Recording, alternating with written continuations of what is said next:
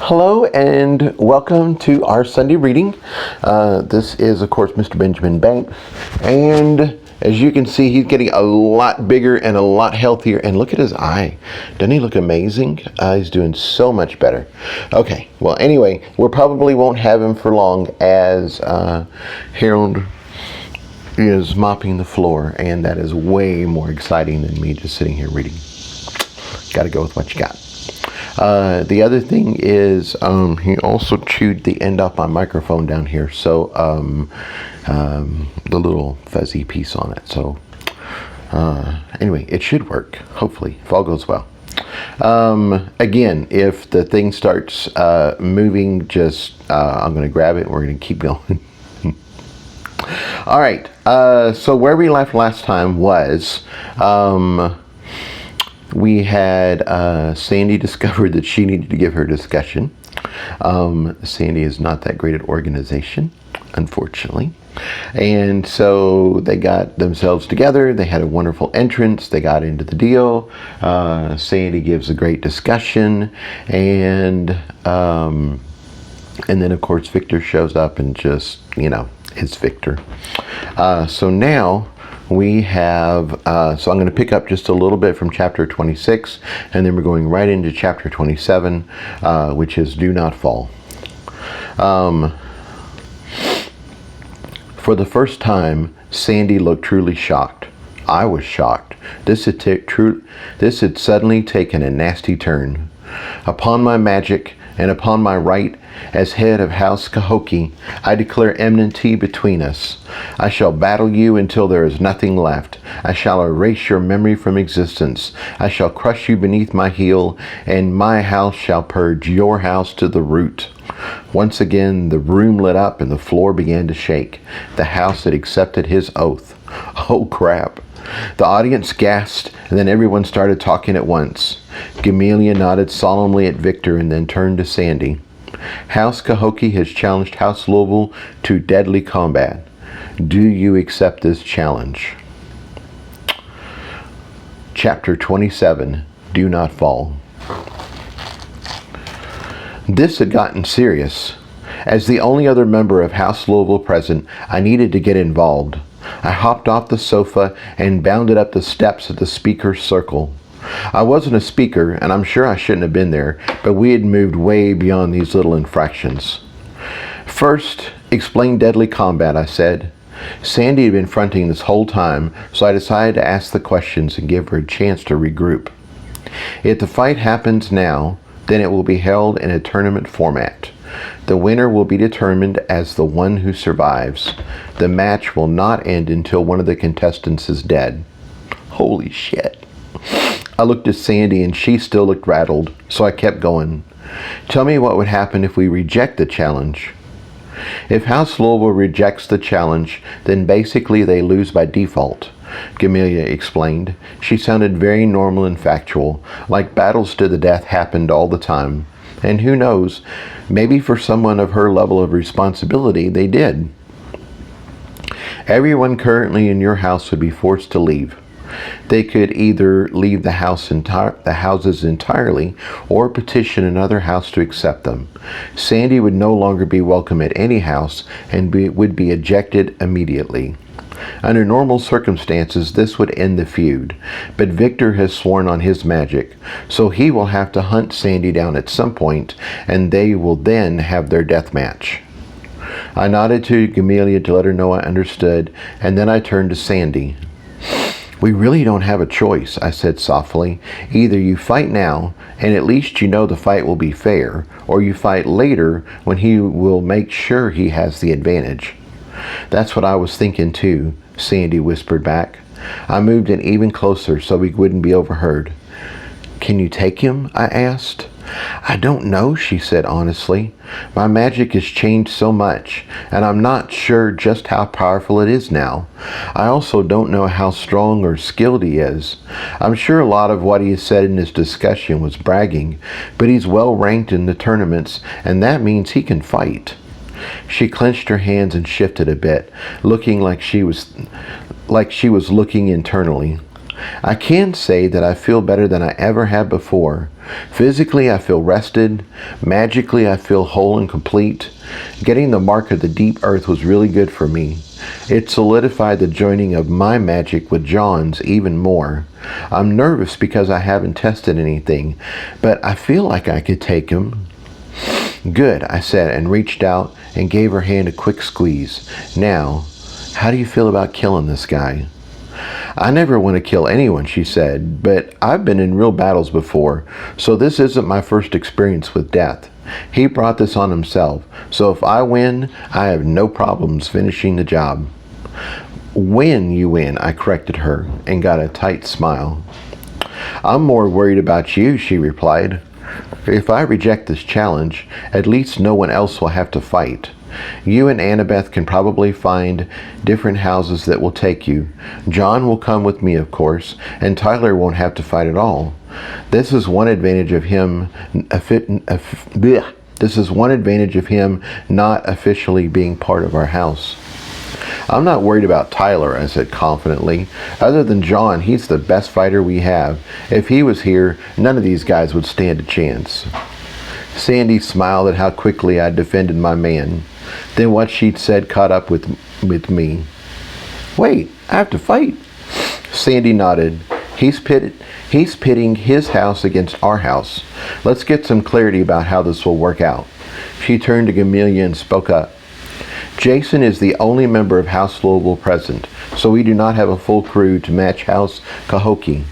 Expecting 2 of us to fight 20 is not a challenge we can accept. So how do you suggest we proceed? The Grand Matron thought for a moment. The only thing that makes sense is for there to be 2 matches. Both you and Victor will fight, as you are the leaders, so we must find someone for Jason to fight. She turned to Victor, the villain, who was smirking. It seemed like he'd been expecting this and was excited for the outcome. Who is the youngest mage of your house? It is only fair that Jason's opponent be as close to him in skill and power as possible. Jason's smile got even bigger. All of my housemates are older mages who are here to compete in the tournament. My youngest housemate here at the gathering would at least be in his tournament bracket, though. Would that be acceptable to you? You swear he is your youngest mage? Gamelia asked. I do, Victor replied. Then he will have to suffice, Gamelia said. Let's see this mage. Boy, Victor raised his voice and hollered back at the group of mages behind him. Come forward. The audience had settled down a bit so they could hear what was going on. Now everyone leaned forward, trying to get a look at who my opponent would be. The group shuffled, and Eugene stepped out. Wait, what? Eugene? The crowd gasped, and again a murmur of voices sprang up. The tournament winner? The Grand Matron said sardonically. This is the closest match you had to Jason for experience and skill? He is my youngest student, Victor said gleefully. It's not my fault I've trained him well. Like I said before, they are at least in the same tournament bracket. Gamelia nodded. Jason, you will only fight once, and this is your opponent, should your house choose to accept the challenge. Eugene just stood there, feet shoulder width apart, hands behind his back. His shoulders were back and he stared straight ahead with a stoic expression on his face. Eugene, I said, and I let the hurt show in my voice. He glanced at me briefly, and a look of pain and regret crossed his face. Then he went back to staring straight ahead again. Suddenly, it clicked. All the pieces fell into place. Eugene had been too easily available to show us to our suite. He'd invited me to the tournament, and afterwards he'd asked Sandy all about our battles with the rotten mages. That was how Victor knew so much about us. I felt hurt. I felt betrayed. I thought he was my friend. I'm sorry, Jason, Eugene said softly. I'm sworn to my teacher. Yes, you are, Victor snapped, so you will not speak until you are spoken to. Something else clicked for me at that point. I had to trust my instincts, and they told me that Eugene had enjoyed the time spent with us. I'm sure his master had told him to spy on us, and since he had sworn all these fierce oaths, he'd have to obey. He'd connected with me, though. He let his guard down and been friendly. He'd said things that felt real. I won't fight Eugene to the death, I told Gamila firmly. I don't deserve that, and neither does he. She nodded. I agree. Victor, your oath is against Sandy, not Jason. Eugene and Jason will not fight to the death. Then they will fight as a grudge match, Victor stated. Jason is still a rat, and he deserves what a rat gets. Our houses are in enmity, and I will accept nothing less. Gamelia nodded again. Agreed. Then she turned back to Sandy. The ground rules have been set. I ask again, do you accept this challenge? Sandy gave me a searching look. I paused for a second to think, but the logic remained the same. Either we fought now and kept our house intact if we won, or we fought later in much worse conditions. It sucked that I was going to fight Eugene, but apparently I was going to fight a powerful mage anyway. At least I'd seen how he fought, and at least we weren't fighting to the death. That wasn't a great silver lining, but it was something. I gave Sandy a firm nod. House Louisville accepts the challenge of House Cahokia, she said clearly. Let it be written. The challenge has been issued and accepted, the Grand Matron said loudly. She was going to say something else, but Victor spoke up quickly and interrupted her. There is one item you've already agreed upon that I want to be perfectly clear. Gamelia did not look happy, but she gestured for him to continue. I think there might be a misunderstanding between our two contestants. He glared at me and then at Eugene. I wish to be clear. This is a grudge match. That means the referee will not stop the match until one contestant is near death. Gamelia nodded. Yes, that is understood. I think you like my boy. Victor looked at me with a cruel look in his eyes.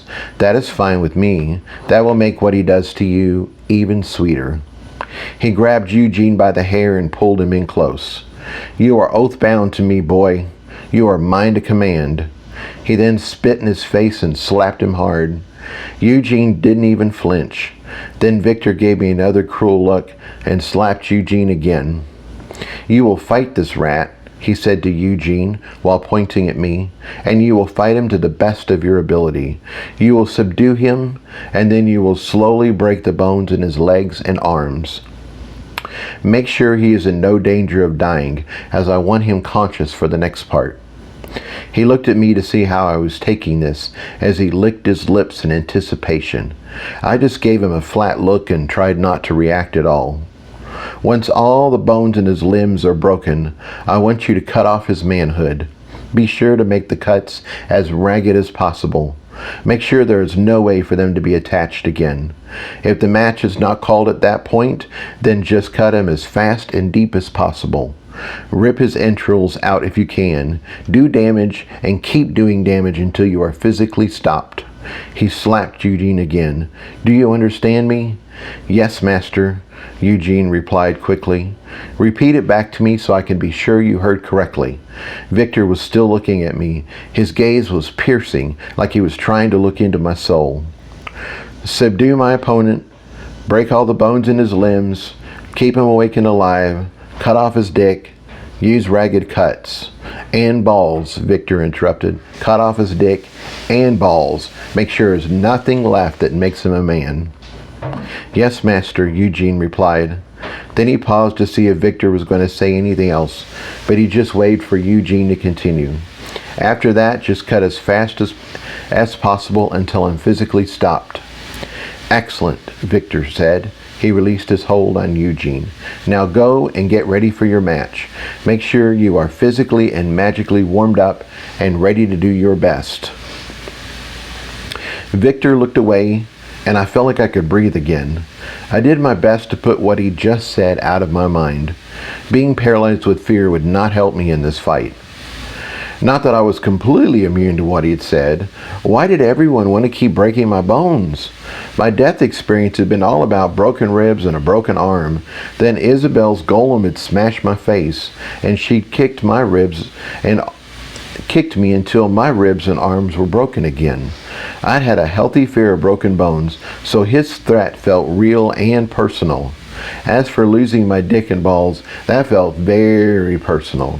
I was highly motivated to make sure that wasn't going to happen. I liked Eugene, but I wasn't going to hold back at all. I was going to do everything in my power to make sure he went down, and he went down hard. I took a deep breath and looked around. Other than Sandy and the centaurs, everyone was looking at me with varying looks of pity. I kept my game face on, but now I just wanted to get off the stage. I must admit, I'm impressed, Amaya said loudly to Victor. Her house had surrounded the speaker circle to protect Sandy, and now she casually strolled down the main aisle to stand close to the Grand Matron. Balaji was right beside her. Oh? Victor sounded curious. I thought all this posturing you've been doing was just to gain more attention and fame for yourself, Amaya continued. I had no idea you believed in this rat theory of yours enough to die for it. You know, Gamelia said, I was just thinking the same thing. What? Victor laughed disbelievingly. You think I'm going to lose to her? He flipped his hand at Sandy like she was a bad puff of smoke. She's lost all her magic and been comatose for weeks. She can't touch me, even on her best day, and now she's a shadow of what she used to be. I could beat her with one arm and half my magic. Oh, I wasn't talking about that, the Grand Matron said. I was talking about everybody that would come after her. What? Victor sounded confused. Oh dear, the Grand Matron said in false sympathy. Did you think you were just going to challenge another house to deadly combat and then walk away? Exactly, Amaya said. Hear me, house. She raised her voice to shout, and all conversation ceased. By his actions this day, Victor of House Cahokia has proven he is unworthy.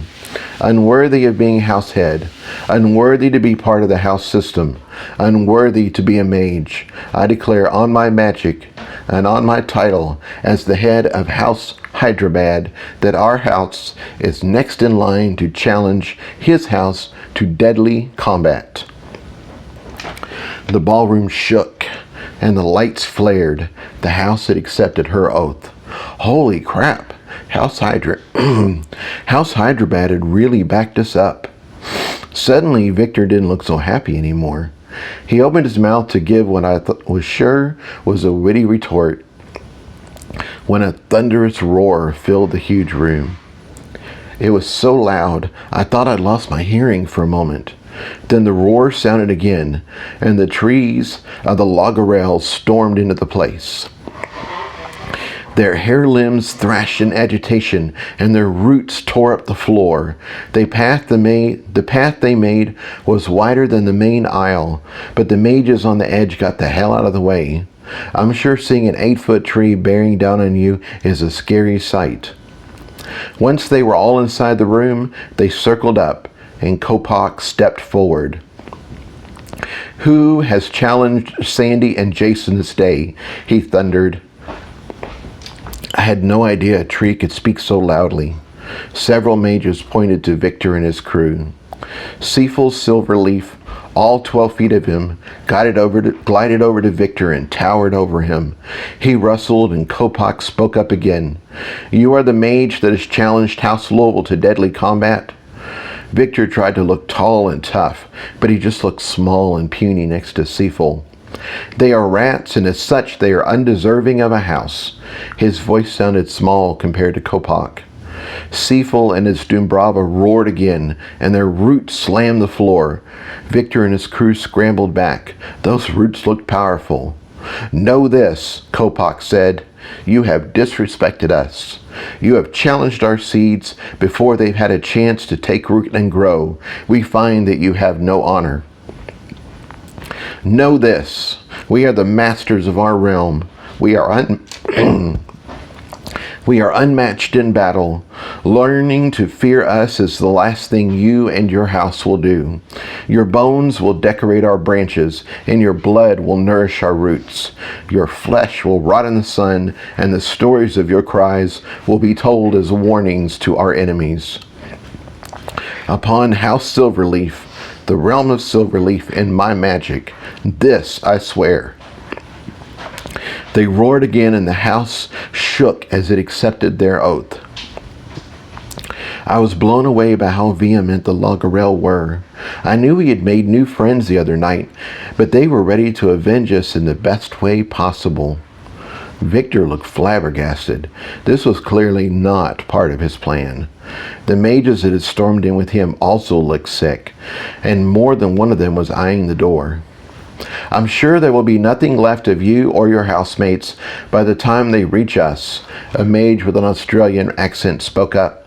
He hopped up on his chair to make sure he would be seen and heard. However, House Perth finds the actions of House Cahokie to be despicable. As such, our house is proud to stand fourth in line to condemn who you are and what you stand for. Our house is a safe space, a harbor for those in need. I look forward to battling you and any other like you that says otherwise. That opened the floodgates, and soon house heads from all over the room were standing up and declaring their support for House Louisville and against Victor and everything he stood for. It was an amazing outpouring of support. I felt touched and honored. It reaffirmed the houses were full of good people who wanted to create good homes and a place to belong for all supernaturals. Victor looked disgusted as the room turned against him, and he motioned for his crew to follow him to the side of the room. Before you start to prepare, there is one more thing, the Grand Matron said loudly. All eyes turned to her. Since this involves so many houses, I want to make sure that everyone is dealt with accordingly. She gestured, and suddenly Victor and everyone with him turned swamp green. It wouldn't do to have some of these responsible mages slipping out and not owning up to their actions. Several of the mages in his crew started looking sick. I'm sure they were thinking about doing exactly that. Now they couldn't hide, at least not for long. Victor just glared at her and then stomped off, his green crew in tow. The Grand Matron clapped her hands. Prepare the room, she called. The matches will happen right here. Contestants, ready yourselves. We will begin in a few moments. Jason, she looked at me, you will fight first. The captain took over at this point. Centaurs and mages, she bellowed. We will regroup over there. She pointed to the opposite side of the room from Victor. Prepare a space for us. The guards that had held back swiftly made their way over to the wall and started clearing a space. Sandy grabbed my hand as we descended the speaker's platform, and then the captain and the remaining guards formed around us as we made our way over to the side. The whole room was in disarray as the volunteers from House ATAC were already breaking down the platform and clearing the center of the room. We made our way towards our gathering area when suddenly I realized it was moving away from us. I looked around and saw the Grand Matron was pouring her magic into the room, causing it to expand. She needed more space, and she was going to fit a whole tournament ring in here too. I'd seen John do this in Sandy's bedroom, but this was a whole ballroom. It was an impressive display of power, and several of the mages who were paying attention looked on in awe. We finally made it to our spot in the room, and the guards quickly formed a perimeter. It was nice to have a place to regroup and plan in the middle of all this chaos. We were joined by Amaya, Blodgett, and a few other members of their house. We were also joined by Seaful and Kopok from House Silverleaf. I'm afraid I must speak quickly and plainly, Amaya said, as the Grand Matron will have the tournament ring together soon. You must still prepare for your matches, and our house will be fighting next. Yes. She paused and her hands clenched. What I'm about to say next gives me no joy, but we must deal with the likely outcome of your match and collect your last wishes. Jason, in the event of your death, who do you want to inherit your possessions, and what are your wishes for your body? I was so shocked I didn't say anything for a moment. I've never been asked this before, and it drove home just how real this fight was going to be. I thought I wasn't fighting to the death, I asked. I felt a bit shaky and my voice quivered a little bit. I've seen grudge matches before, Blodgett spoke up. All that is required is that the contestant doesn't die before the match ends. Based on what Victor commanded, you'll have sustained severe injuries, and it's likely you'll pass after the match is over. We have an amazing healer with us today, and she will do her best to save you, but we still must prepare for every possibility. This was not the conversation that I thought we were going to be having. I thought we'd be talking about strategy and how to beat these guys, not what to do with my remains after I died. Do none of you think we can win? I asked. House Hyderabad and House Silverleaf exchanged uncomfortable glances. Then Seafull rustled. It is a certainty that you cannot win this fight, Kopak translated. You are less than a year old. He has almost a century of learning and magic development. Not only that, he has trained hard and has demonstrated that he is excellent compared to his peers. Sandy also most certainly cannot win her fight. Again, she is not even a century old, and Victor is 5 times her age. He has also trained hard and demonstrated his excellence in tournaments past. Seafull rustled, and his hair limbs pointed at me and quivered. However, it is also a certainty that no human mage of less than a millennium would be able to overcome my hedge, and yet you both succeeded. That is a feat of great significance to us. According to the stars, you both shall fall. Your bodies shall nourish those that come after. The rest of the Lagarel were forming the perimeter with the centaurs. All their hairs quivered, and their roots slammed against the floor. Now go forth, and do not fall, the Kopak roared. Seafull roared, and all the Lagarel roared with him. Do not fall. Amaya Balaji and all of House Hyderabad hollered. Do not fall, the captain and all the guards bellowed. They stamped their feet and gave their warbling cries. Do not fall, they all cried together, and it was thunderous. I could feel their support, their hope in my bones. I felt tears running down my face as all the emotions of the moment caught up to me. I was scared of what was going to happen. I was touched by their support. I felt despair at just how lopsided our matches were. But most of all, I was starting to feel pissed off. Victor and his assholes were playing with our lives. I was going to show him, you do not mess with a god. Mother Creation and Father Alrune had blessed me with life. I had the mark of the Lagarel and the mark of the Deep Earth. I was not a normal mage, and in a few minutes I was going to put up the fight of my life. I would not fall. Everyone quickly settled down again, and Sandy got us back on track. Jason, just to give you some context, it's normal to discuss inheritance and remains before you head into battle. I've done it many times. So that everyone knows, John is my designated survivor. He will know what to do with my possessions and my body. Amaya nodded in affirmation and then turned to me. Tyler will be my designated survivor, I said firmly. I'm sure he's been through this before and will know what to do. Amaya nodded again, then she turned to go. Our house must start preparations. Even should you win your matches, we will still be fighting the rest of his house. Just know that we support you, and our hearts will follow you into the ring. House Hyderabad formed their own safe space next to ours and started organizing their own matches. Do you need to leave also? I asked Kopak. We are already ready, he said simply. The forest does not allow time for preparation. We can fight with full strength at any moment. Getting ready is a human thing, so strengthen as you must. We will protect you. It was a simple statement, yet so powerful. I needed to be prepared every moment of every day. When a fight happened, I needed to bring my full strength at a moment's notice. That wasn't today, though. Today I needed a plan, and I needed it quickly.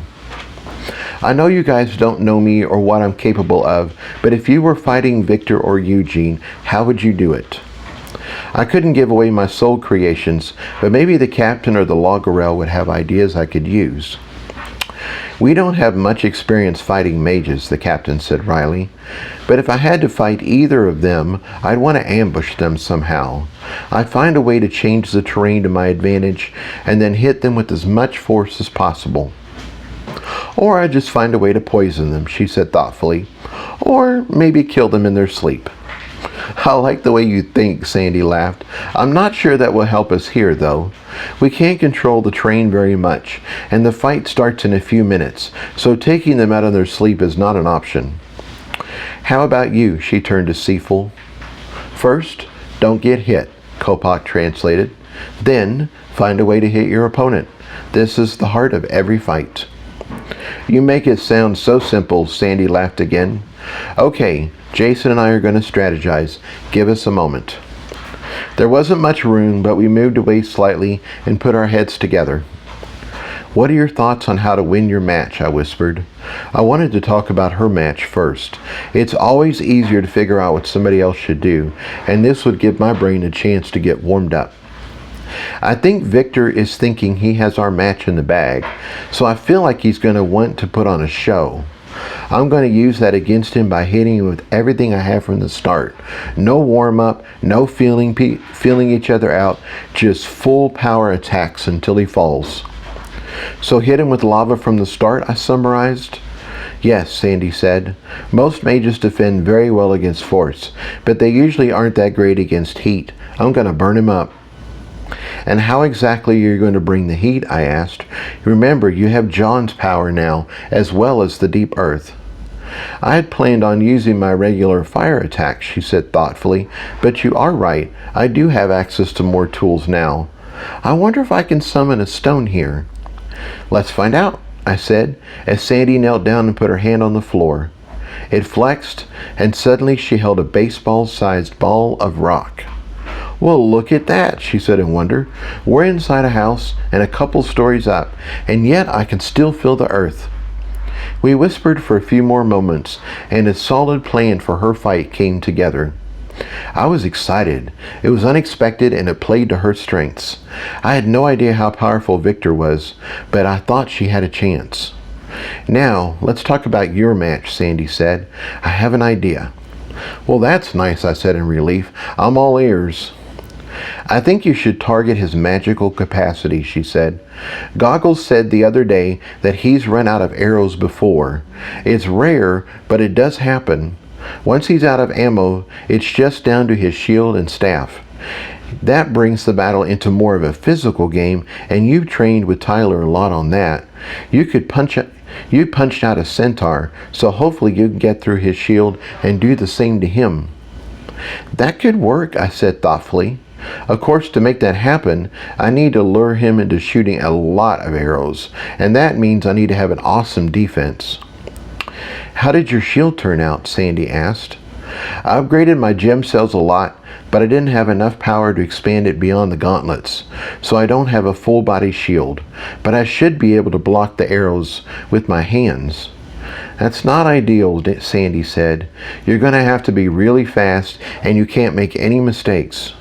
Maybe you should try the maze option and just try and get in close from the start. I visualized the fight, and then I shook my head. That sounds good, but he can generate arrows and shoot them very quickly. If I'm fighting too close, I'll have almost no warning. Blocking fast arrows that can curve from a short distance would be insane. What would be better if we had a lot of distance between us. That way I'll have more warning that an arrow is coming. I'll know where it should hit, and I'll have a greater chance of blocking it. I agree, Sandy said, but he is more comfortable at a distance too. You saw what he did to his last opponent. I think that could work in my advantage, I said. Like you pointed out, shooting arrows is wasteful. He's going to want to stay back and shoot for far longer than he should. I'm betting it won't even occur to him to bring the battle to me. He'll just be looking for me to get close with him. It sounds crazy, but if he stops his arrows, if I can stop his arrows, I'll have control of the fight. Like Kopak said, first don't get hit, Sandy laughed. I guess it all comes down to your defense. Are you fast enough? Can your gem cells take the hit? Could I make it work? I thought about my soul creations and what they could do. The upgrades to Red and his team were completely untested. Eugene's arrows were powerful and packed full of magic, but they weren't all that detailed. Red, on the other hand, was full of detail, and his whole defense was built around absorbing and distributing magic. I just needed to have faith in my little colorful hexagons and build my strategy around them. I had other ideas too, so yes, this could work. I just needed to get a bit more power from Seaful, but I could do this. I realized Sandy had been standing there, giving me space to process my thoughts. Her suggestions had been excellent, and now I felt bubbles of hope and excitement popping up inside. I gave her a big grin and was about to tell her about it when Goggles galloped up. I quickly indicated the captain should let him through. Time is of the essence, I told him before he could even say a word. Get with the captain and she will catch you up on everything. I do need your help, though. Ask me anything, he said quickly. Whatever you need, it's yours. I feel I can win this fight, I said. Take all the pearls I have and wager them on me. If I'm going to risk my life, I might as well make a crap ton of pearls in the process. His eyebrows shot way up on his head. Then he got a huge grin. Of course, young master, of course. I feel Sandy can win her match too. I gave her hand a squeeze. So take everything I win on my match and wager it on her. I think I have created a monster, Goggles laughed in excitement. I certainly hope so, I said. Now I'll leave you to work it out. I need to get with Seaful. The ring was coming together quickly, so I didn't have much time. Seaful was only too happy to give me some more power. He quickly deposited several drops of his concentrated magic into my mark, and I breathed and pulled it into my system. I filled my matrix until it was buzzing with energy and gave some of the excess to Penny. I could only absorb a certain amount of neutral magic, so I couldn't just keep going, but it was a nice topper on power right before my big battle. I thanked him and then stepped away. The Grand Matron had continued to work on the room, and it was huge. It resembled more of a football field now, rather than a ballroom. Despite all the added space, the room was still packed full of people, and I could see even more waiting to get inside. This was a lot more than just the mages of the gathering. The residents of House Atac must be showing up in droves too. Plus, I saw a lot of centaur llamas. This was starting to feel like my fight with the centaur guard in their half coliseum. I didn't need to worry about any of that, though. I just needed to get my own magic together. So I centered myself, pushed away all the noise and distraction, and closed my eyes. It was time to work with my soul creations. I started with Red and the Hex Defense Network. They were the core of my plan. If they couldn't block lots of arrows, I was going to turn into a very painful pincushion. Don't worry about us, laddie. Red was just as enthusiastic as always, and today he was feeling a bit Scottish. We're of noble mind to stop those slings and arrows of courageous fortune. I think he just wandered through Shakespeare for a moment.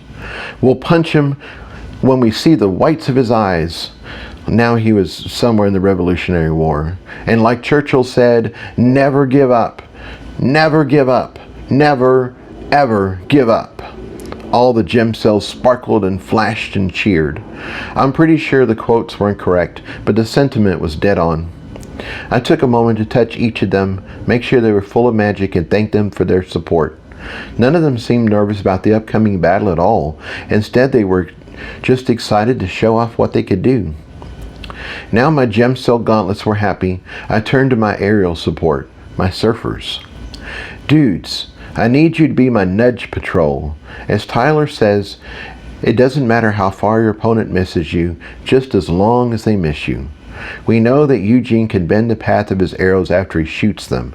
I need you guys to stop him from doing that and do a little path bending of your own. They all nodded to show their support. The dudes used as few words as possible, so this was a ringing endorsement from them. I know you have the force through now and you've modified it for speed. Do you think you are fast enough to keep up with his arrows? The lead surfer held up 3 fingers, then 2, then 1, then suddenly he wasn't there anymore. He was now several feet to the right. Damn, that was fast. Even if they could keep up with the arrows, that was still a lot of magic to shift. Let's hope they had enough power to do it. If so, the battle would be a lot easier.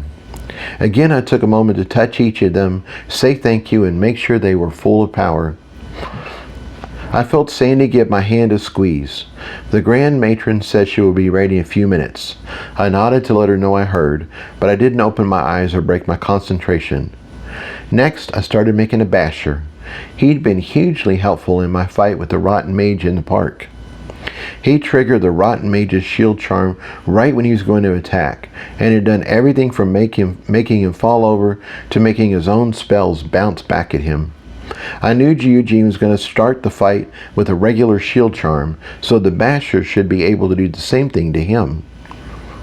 I hadn't made bashers often, but he still came together quickly. I started with the basic idea of Wreck-It Ralph and gave him huge arms and huge shoulders to pound on the shield. I added boots with suction cups on the bottom so he could anchor himself and get some leverage. I gave him a jetpack for propulsion and a hard hat for safety and aesthetics. He looked really good, but after a moment of debate, I added a name tag that said, "Hello, my name is Murphy Law." If all went well, the bashers were going to make Eugene think his shield charm had totally spazzed out. I gave him a ring of resizing, a ring for duplicating, and then went back over him one more time to fill in all the details. I filled him with magic and he was ready to go. "What I need you to do is to keep me from being overwhelmed," I told him. "Trigger his shield and keep him from shooting or moving, and give me that all-important second to recover. Don't trigger him too much, though, as his shield will run out. Once he switches over to a personal shield, you won't be able to help me anymore." "Understood," he said cheerfully. "You can count on me."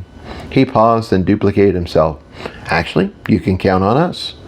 They both flexed and did a test ground pound. It's always good to have a backup," he continued. "After all, whatever can go wrong will go wrong." "You got it," I replied. "Just make sure it doesn't go wrong for us." I made sure both of them were full of power and then started on my flasher. I'd used this guy in every fight, and I knew he could light up a room. I started with a little cartoon firefly, just like I had back at the Oval. This time I gave him angry eyes. He was going to go to war after all, and I used little lightning bolts for his antennas. I put the light room on his big glowing butt and gave him 4 wings. This time I made the wings longer and slimmer, as he needed to be able to maneuver faster than normal. Finally, I added a signature trench coat, but this time I aligned the inside of the coat like it was a disco ball. Eugene was going to get hit by direct light and reflected light right in his peepers. I was adding all the details when I realized I had missed his resize and duplicator rings. He really didn't need a resize ring, but they were part of my new standard. Once he was good, I duplicated him 10 times and then started giving instructions.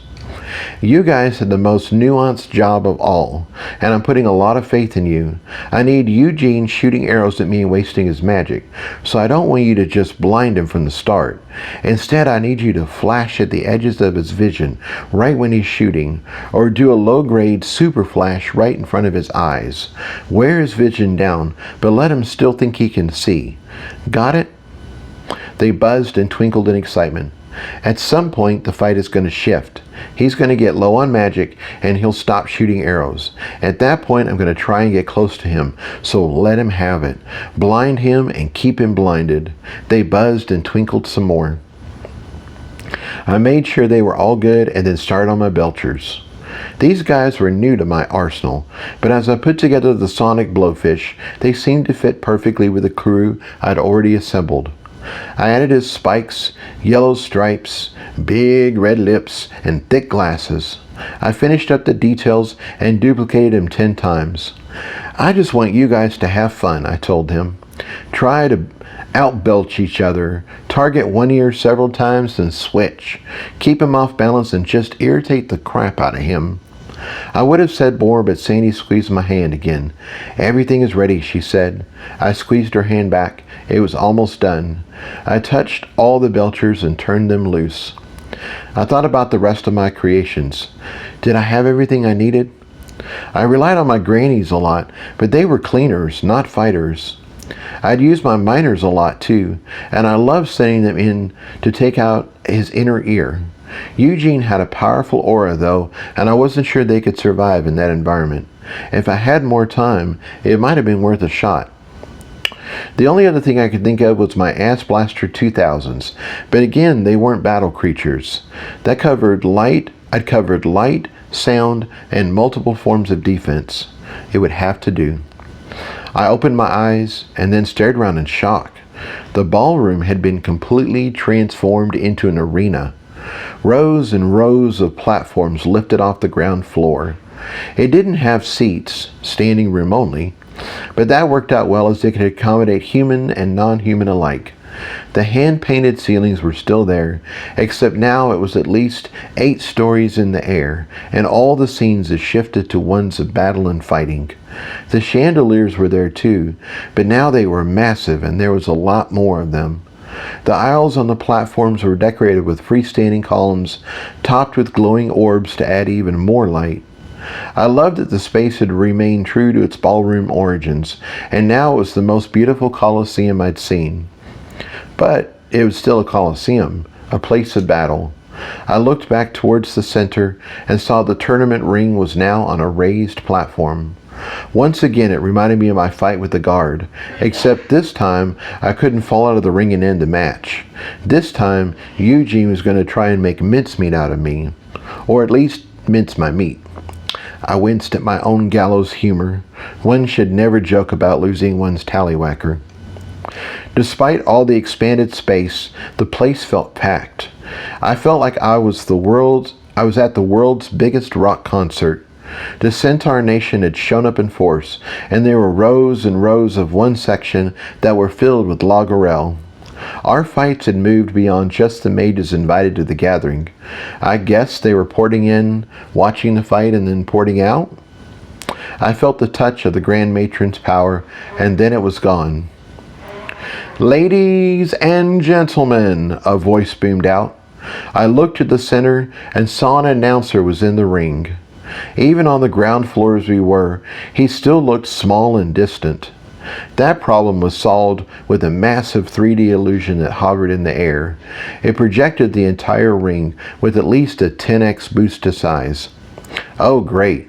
Now everyone here was going to see all the gory moments of our fight in lovely detail. "Mages and naturals," the announcer continued, "human and non-humans, and everyone that either does or does not fit in the categories above. I bid you welcome."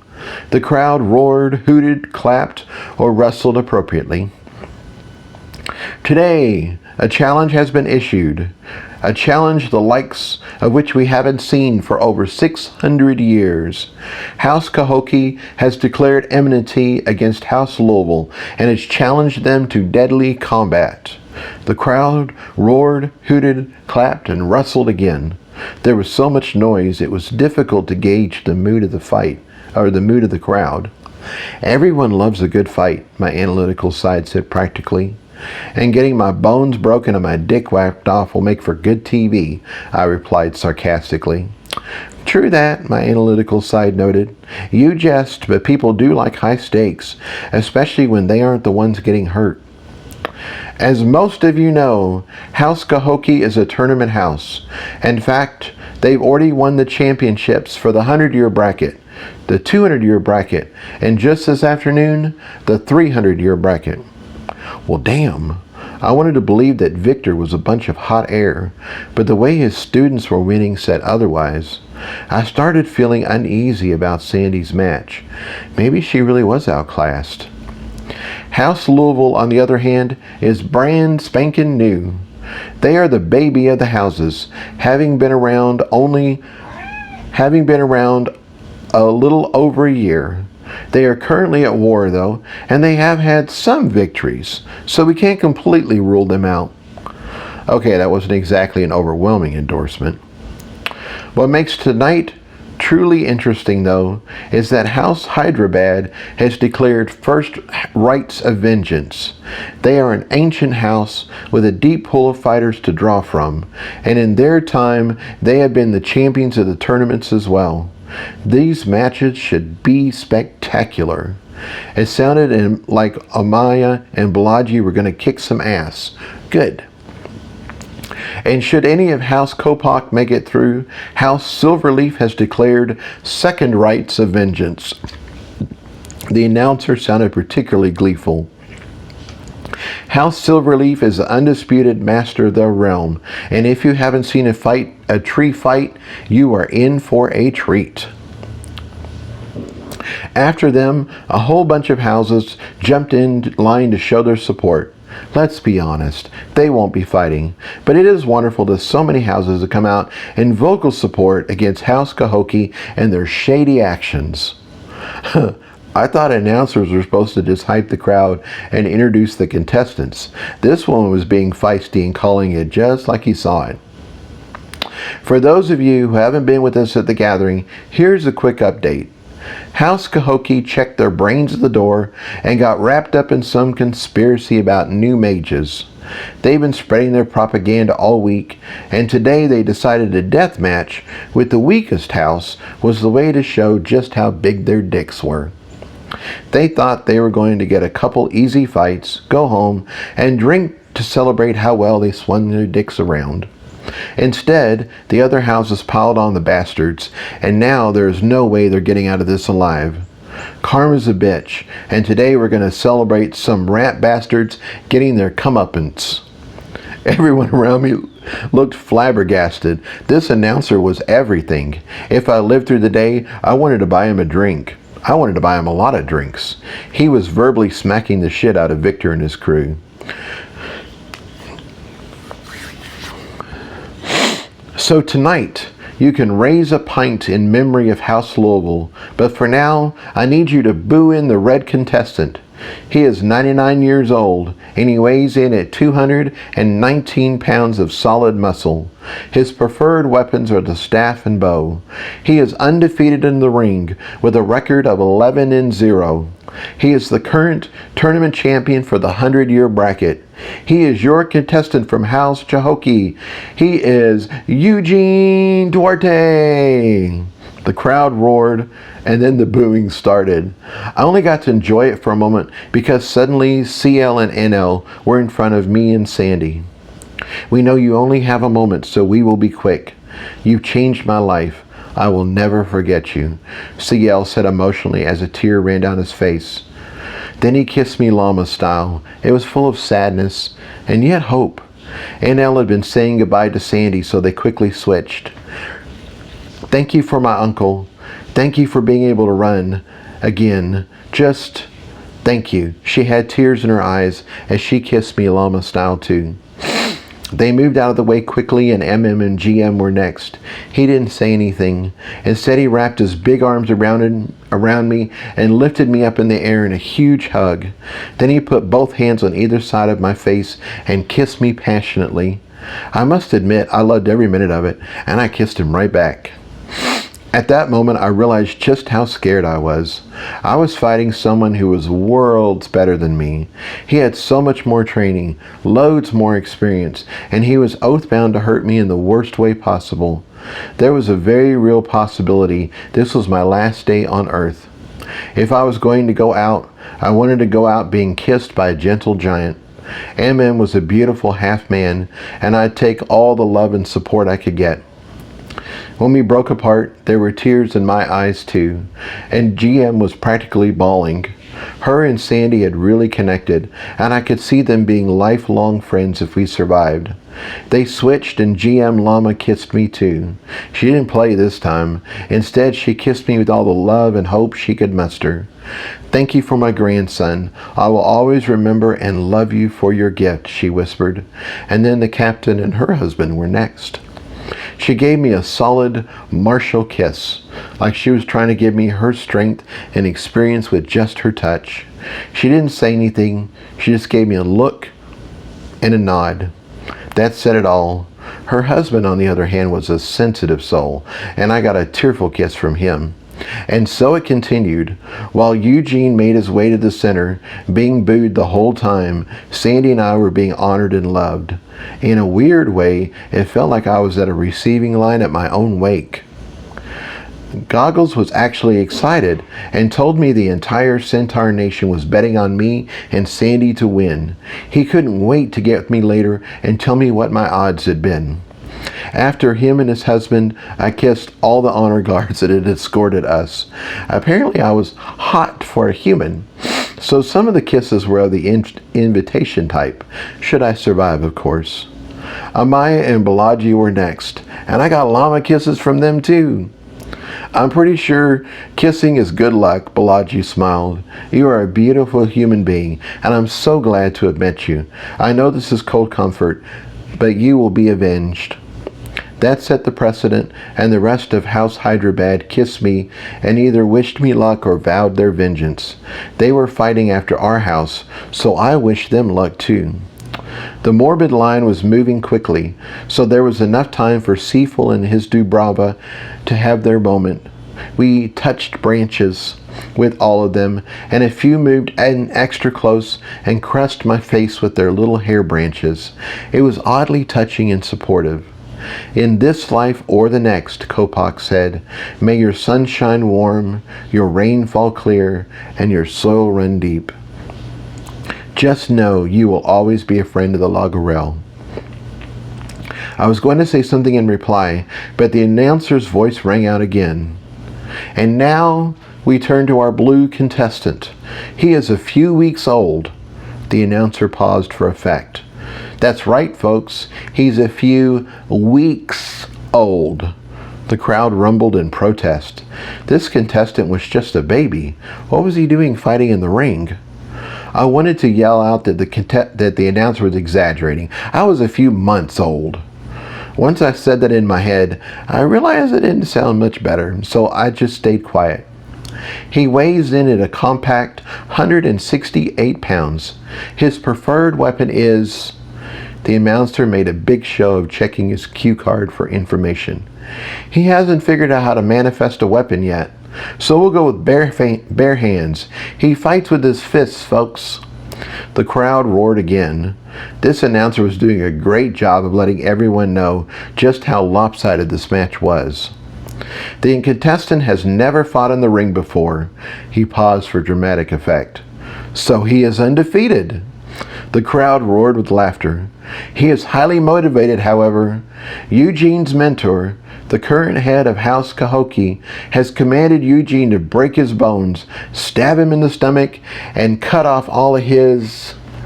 The announcer waved his hand over his nether regions, like saying the words was just too much. Again the crowd gasped. No more naughty bits, he stage whispered. No more meat and 2 veg, he said a little louder. No more bangers and mash for breakfast, if you know what I mean, he cried in horror. So today, I want you to give your very best welcome to the poor chap from House Louisville. He is your blue contestant. He is Jason Cole. The crowd went wild. I might lose my best parts tonight, but at least the crowd loved me. The centaurs started forming up for our procession to the ring as Sandy grabbed my hand and spun to face me. Jason, I just want you to know I love you, she said, looking tearful and commanding at the same time. I'm so glad you're a part of my house, and I'm so grateful for all you've done for me and John. I couldn't ask for a more suitable best man at my wedding, and win or lose today, you will always have a special place in my heart. I love you too, Sandy, I said sincerely. I couldn't have picked a better house or a better mentor. I wanted to say more, but our time was up, so I hugged her instead. We are going to win, Sandy, I commanded her. We are winning today. Believe it, live it. I'll see you on the other side. She smiled at me like she was willing for it to be true. Then we held hands and turned forward. Our procession was ready. The centaurs started first, doing their rhythmic clopping. The captain, Amaya, and Seaful led in front, and Seaful gave his huge growl. Even in a space this large, it still echoed. It was enough to get the crowd's attention. Then all the thousands and thousands of centaurs in the place started rhythmic clopping too. The sound was massive and unifying. The crowd was with me, and for a moment it felt like the crowd was me. Seafowl and the Logorel growled, and the centaurs gave their warbling cry in return. The next time Seafowl growled, the Logorel growled with him. I thought my eardrums would burst. Then all the centaurs cried back. I felt goosebumps on my arm. The sound was so powerful. Now he had the crowd's attention. Seafowl shifted the lead. When the terrors come in the night, he cried. Do not fall, the Logorel replied. When you feel dry and alone, he cried. Do not fall, the crowd picked up the chant. When lightning strikes, do not fall. Everyone was part of the chant now. When the flood rises, do not fall. The chandeliers rattled with the sound. When the wolf comes, do not fall. I squeezed Sandy's hand and smiled at her. She gave me a confident look back. The support was awesome, overwhelming, powerful. So what if any sane mage thought I had zero chance in this fight? I was angry. I was motivated. I was going to make this happen. We made our way through the crowd and up to the ring. I saw that there was already a faint magical barrier around it. For some reason this gave me pause, so I called all my soul creations to me. Hide inside me until we're inside of the ring and we've tossed the disc. Then we can come out and get into position. Other than T, I really hadn't had any of my other soul creations inside me before, but I thought it would work, and it did. I gave Sandy one last look, then let go of her hand. That was harder than I thought it would be. For some reason, that simple act made me feel like I was truly on my own now. Win or lose, it was all up to me. I took a deep breath and stepped into the ring. And I will continue next week. It is awesome.